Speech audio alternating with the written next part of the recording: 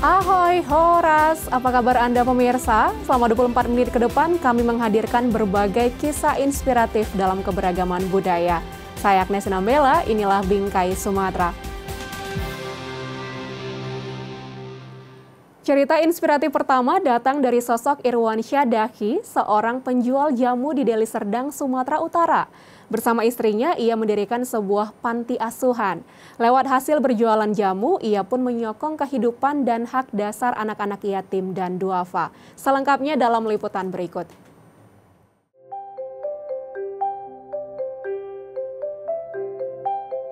Dapat hidayah, saya pun nggak tahu.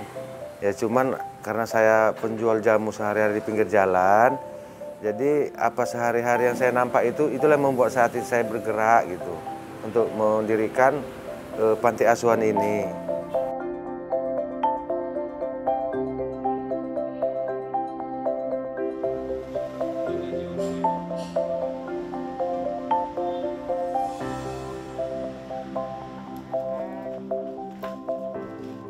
Irwansyah Daki telah berjualan jamu selama 7 tahun. Dahulu, ia sempat bekerja sebagai seorang buruh di sebuah pabrik. Namun, karena usianya yang semakin menua, ia pun perlahan-lahan merintis usaha jamu dan meninggalkan profesi lamanya tersebut. Satu hal unik dari hasil penjualan jamu ini justru digunakan Irwansyah untuk menyokong biaya operasional sebuah panti asuhan yang ia dirikan bersama istrinya, Roslina Lubis. Panti asuhan yang menaungi 20 anak ini diberi nama Panti Asuhan Baitul Amanah Irwansyah Daki yang terletak di Kabupaten Deli Serdang, Sumatera Utara. Ya kalau dibilang cukup sih nggak cukup, tapi saya yakin Tuhan itu nggak buta. Dengan ngasih makan anak-anak yatim dan piatu ini, Allah pun tahu ada aja jalannya. Bagi anak-anak yatim dan duafa ini, sosok Irwansyah sudah seperti ayah bagi mereka. Irwansyah tak segan mengajarkan pada mereka keterampilan membuat jamu. Selain membagikan ilmu meracik jamu, ia juga mengajak beberapa anak untuk ikut membantunya berjualan jamu. Tujuannya agar anak-anak ini bisa mendapatkan gambaran yang utuh mengenai usaha ini di masa depan. Iya, walaupun ilmu saya sederhana, karena cita-cita anak panti asuhan saya sangat tinggi. Semua ingin jadi tentara, polisi. Dan kalau memang nggak rezeki dia jadi polisi atau tentara, kan bisa berjualan jamu. Itu harapan saya untuk orang ini. Tanpa ada pengangguran, mencari yang halal seperti yang saya lakukan gitu. Untuk membuat orang sehat. Anak-anak di Panti Asuhan Baitul Amanah Irwansyah Daki memperoleh hak yang sama dengan anak-anak lainnya.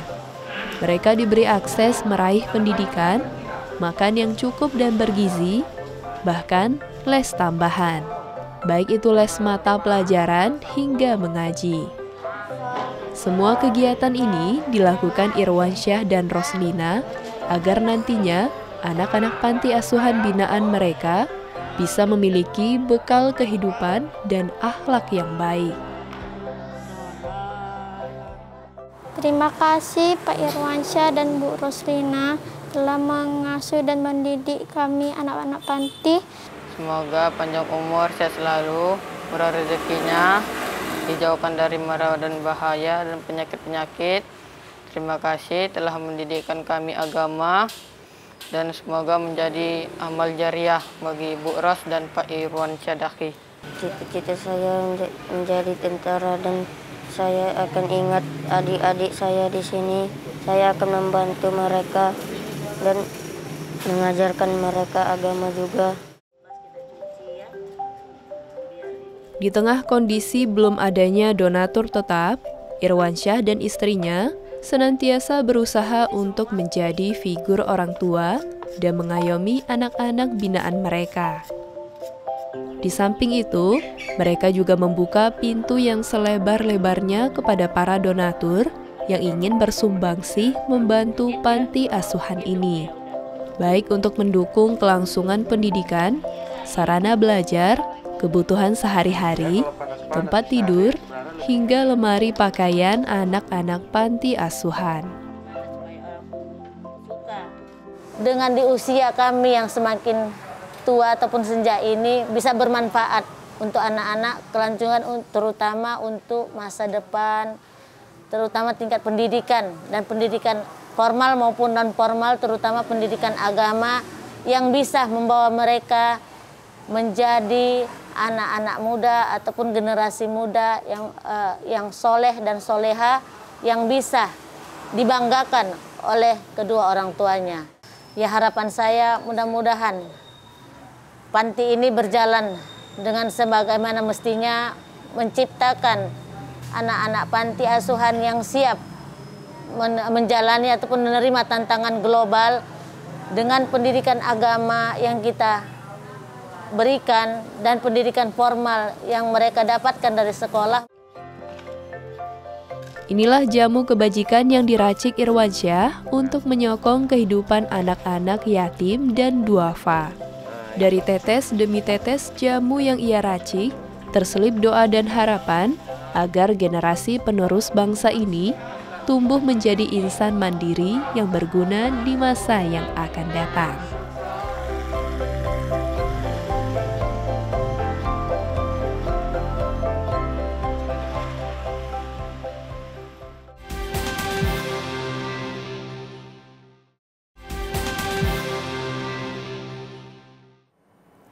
Guna membantu meningkatkan perekonomian keluarga di tengah pandemi, Yayasan Khadijah Saraswati Indonesia bekerja sama dengan Rumah Briket dan Komunitas Peduli Anak mengadakan pelatihan pembuatan dendeng vegetarian di Kampung Aur Medan. Pelatihan ini diharapkan dapat meningkatkan kemampuan kaum perempuan di tengah pandemi. Sejak kasus COVID-19 meningkat di Indonesia, berbagai permasalahan sosial dan ekonomi muncul di tengah masyarakat. Tak dapat dipungkiri, jika COVID-19 telah hampir melumpuhkan kondisi sosial ekonomi masyarakat Indonesia, khususnya di beberapa daerah dengan tingkat penyebaran tertinggi.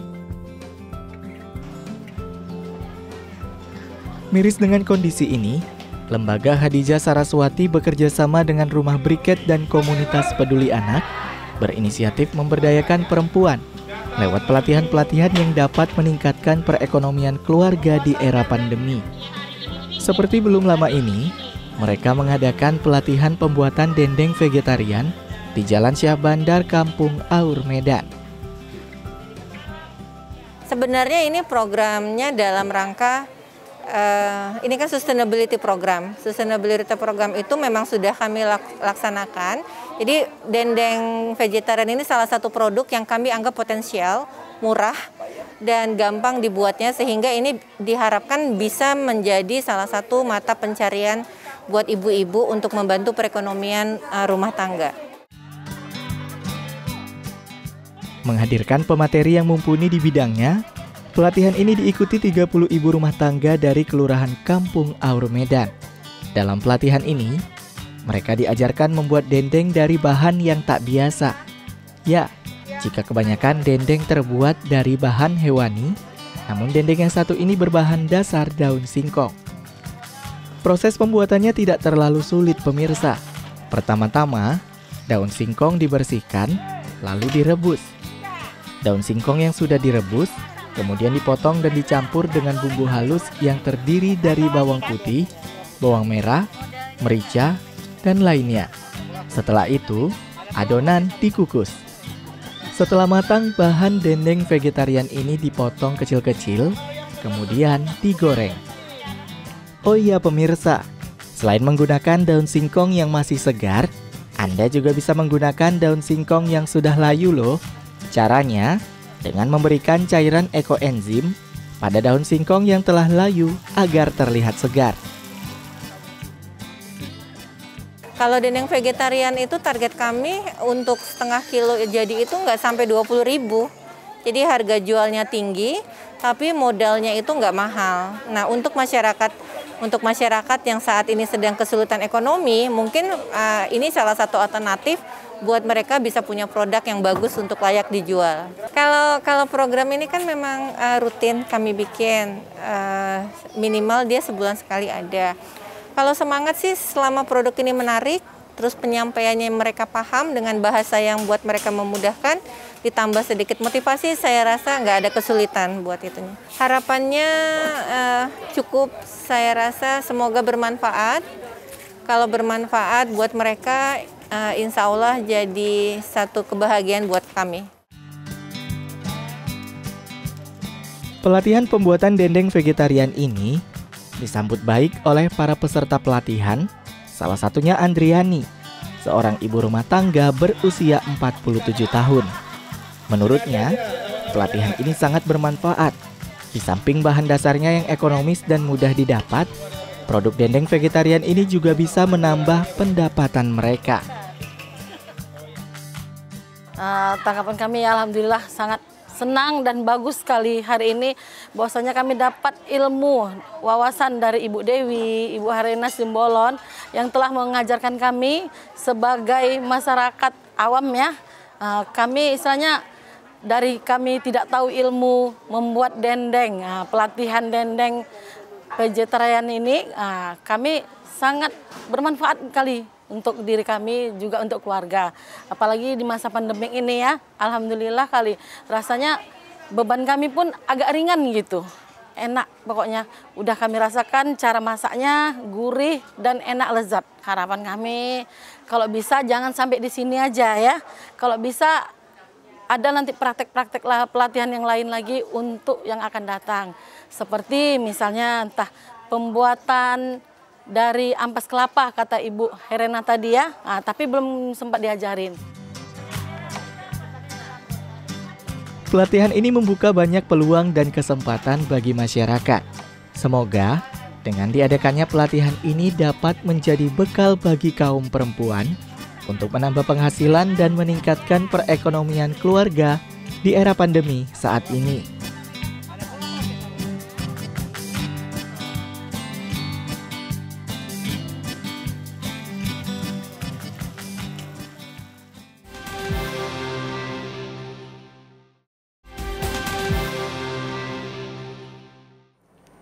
Hidup dengan keterbatasan fisik tak menghalangi Dede Kurniawan, warga Kabupaten Aceh Tamiang, untuk tetap berjuang menjalani kehidupan. Berkat semangat juang yang tinggi serta dukungan dari keluarga, Dede berhasil mewujudkan cita-cita dan impiannya sejak kecil, yaitu menjadi seorang montir profesional yang memiliki bengkel sendiri. Selengkapnya dalam segmen Sekitar Kita berikut ini.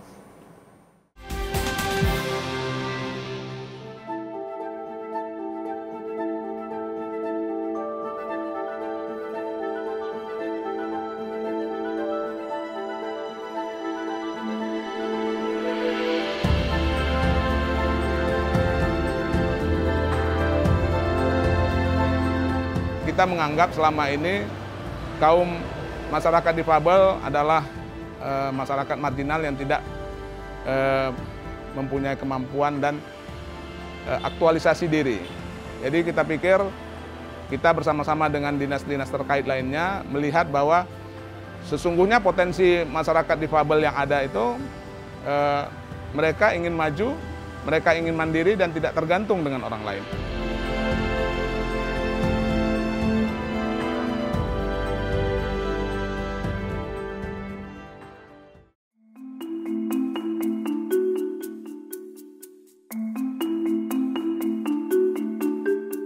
Badan Pusat Statistik pada tahun 2020 mengungkapkan, dari jumlah 17,74 juta penyandang disabilitas di Indonesia, hanya 7,8 juta orang saja yang masuk ke angkatan kerja.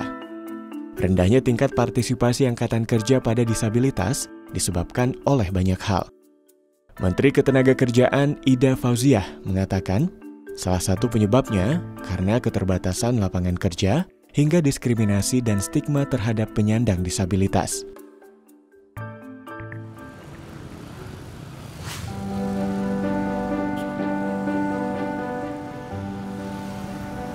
Pemerintah Kabupaten Aceh Tamiang melalui Dinas Sosial dan Dinas Tenaga Kerja dan Transmigrasi mencoba melihat masalah ini dengan melakukan kegiatan pelatihan peningkatan kompetensi di bidang mekanik sepeda motor belum lama ini.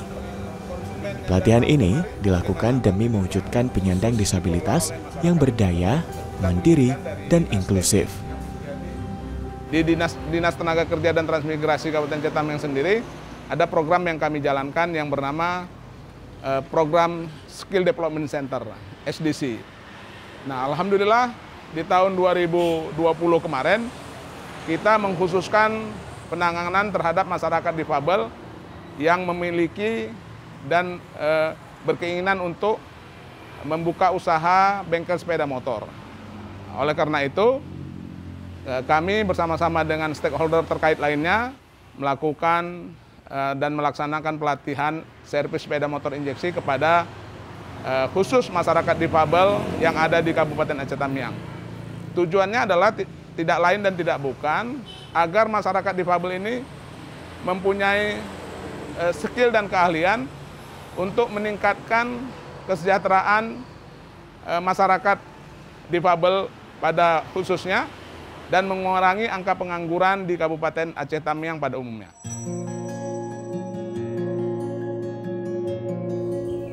Salah satu penyandang disabilitas yang berhasil mengikuti pelatihan Skill Development Center adalah Dede Kurniawan. Warga Desa Tupah, Kecamatan Karangbaru, Kabupaten Aceh Tamiang.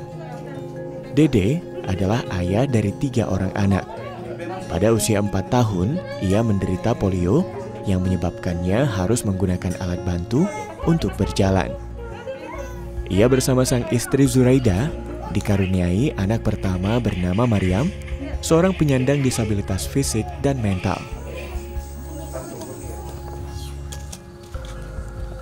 Bagi Dede dan Zuraida, kondisinya menjadi pemicu mereka untuk lebih bersemangat berjuang menjalani hidup sebaik mungkin.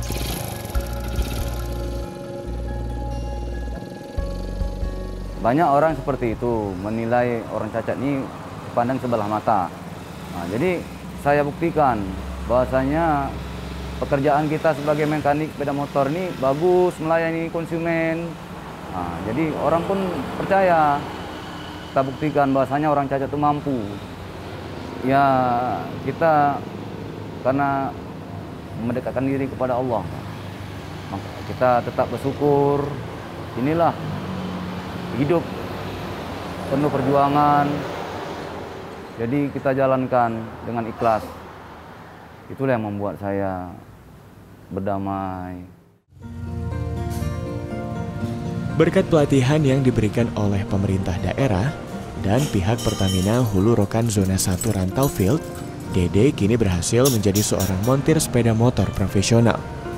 Bersama dengan teman-teman difabel lainnya, ia kini memiliki bengkel sepeda motor yang telah menjadi impiannya sejak kecil. Dari kecil memang saya ingin punya impian, ingin punya bengkel. Dan alhamdulillah sekarang tercapai mempunyai bengkel. Pada pihak Pertamina saya berterima kasih telah mewujudkan impian saya sehingga saya hari ini mempunyai bengkel sendiri.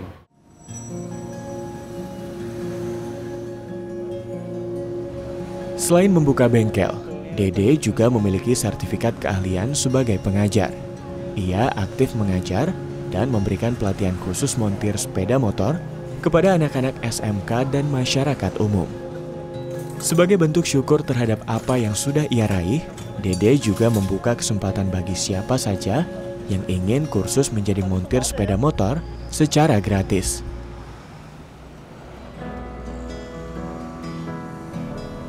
Selain itu, Pertamina Hulu Rokan Zona 1 Rantau Field juga mendirikan rumah kreatif, tempat di mana para difabel dapat berdaya, mengembangkan diri sesuai dengan kemampuan yang mereka miliki.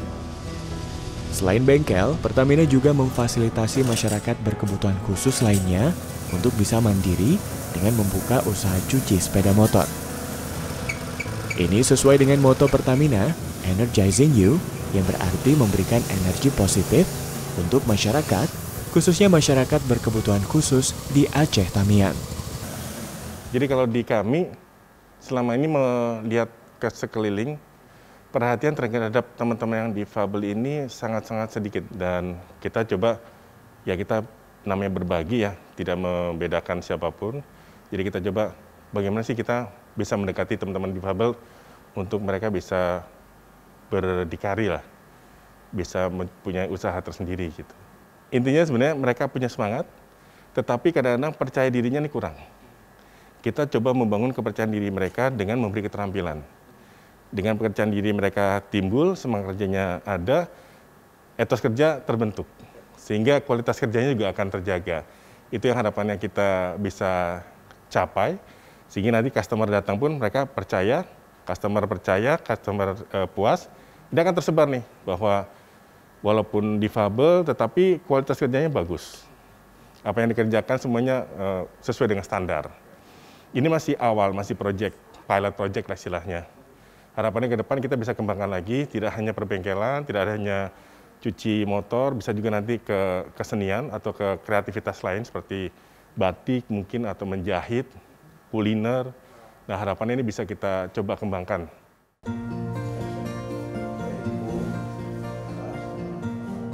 Pokoknya pemerintah, dalam hal ini pemerintah Cetamiang melalui Disnaker, melalui dinas sosial, melalui dinas terkait lainnya akan mensupport dan membantu serta memfasilitasi ketika ada pihak-pihak yang mau memberdayakan ya untuk membantu pemerintah mengangkat derajat hidup dari para difabel ini. Kita berharap ke depannya ya seperti yang dilakukan oleh pihak Pertamina melalui CSR-nya itu, yang telah membuka namanya rumah kreatif. Namun juga ini kita berharap kepada perusahaan-perusahaan BUMN dan swasta nasional yang ada di Kabupaten Aceh Tamiang ini untuk mengikuti jejak dan langkah yang telah dilakukan pihak Pertamina. Itu juga turut berpartisipasi mengeluarkan CSR-nya untuk memberdayakan difabel yang ada di Kabupaten Aceh Tamiang. Berkat dukungan dari berbagai pihak, masyarakat penyandang disabilitas akan dapat dengan mudah menemukan kepercayaan diri dan jati diri mereka yang sesungguhnya. Dengan melangkah bersama, tentu kita akan dapat menembus segala keterbatasan.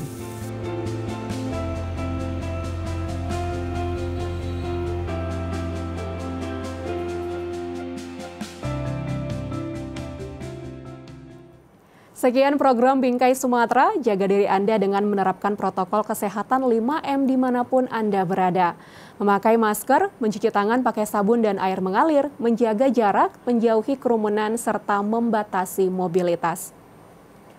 Tetap semangat menyebarkan kebaikan, saya Agnes Sinambela pamit, sampai jumpa.